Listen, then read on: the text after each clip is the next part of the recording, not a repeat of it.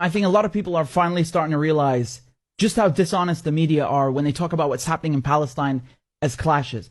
If these were videos from Ukraine, if they showed Russian soldiers abusing Ukrainians, it would be front page news. You would have no problem looking at that and calling that violence. But because it's happening to Palestinians, oh, now it's a clash. Oh, it's both sides.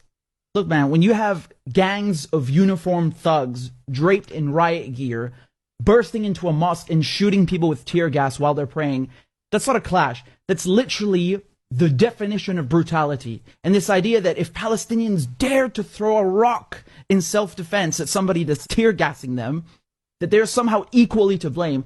I mean, what is this colonial slave mentality? Like, how dare you defend yourself? Accept your oppression, you Arab terrorist. Man, I don't understand people who can sit there and watch an entire people being humiliated, subjugated, and ruthlessly oppressed every day by an occupying military force, and then attribute equal blame to unarmed Palestinian civilians. I mean, how morally bankrupt do you have to be to utter such a thing? Huh? To say that Palestinians living under Israeli occupation are just as guilty as the people colonizing them.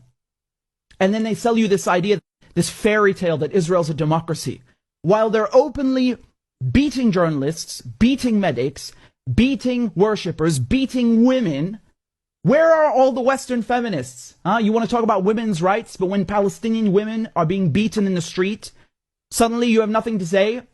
Look at this Israeli thug swiping his baton on this poor Palestinian woman, breaking her arm for no reason. Where are the champions of women's rights? Where is the outrage in the West? I guess it's her fault for not being born Ukrainian. Maybe if she was Ukrainian instead of Palestinian and Muslim, then people would care. Do you know how insulting that is to go into a holy place while people are praying during Ramadan, beat them up, handcuff them, and just throw them around like sacks of meat? I'm not even Muslim, and I am insulted. I'm offended. And I shudder to think what would happen if Palestinians went into a synagogue and started firing tear gas at people while they're praying. The reaction around the world would be nuclear, and rightfully so. So where's the outrage here? Why the double standard? How can the media see images of this, of Palestinians being handcuffed and thrown around in a place of worship, and all they do is make excuses for Israel? You know, that building, the Aqsa Mosque, has been there for over 1,000 years.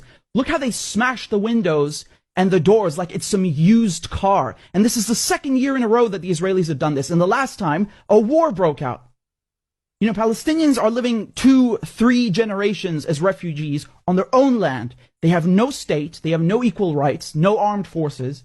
And meanwhile, the Israelis have nuclear weapons, an air force, billions of dollars being bankrolled by the Americans, and they have the complete political backing of the Western media. And you call that a level playing field?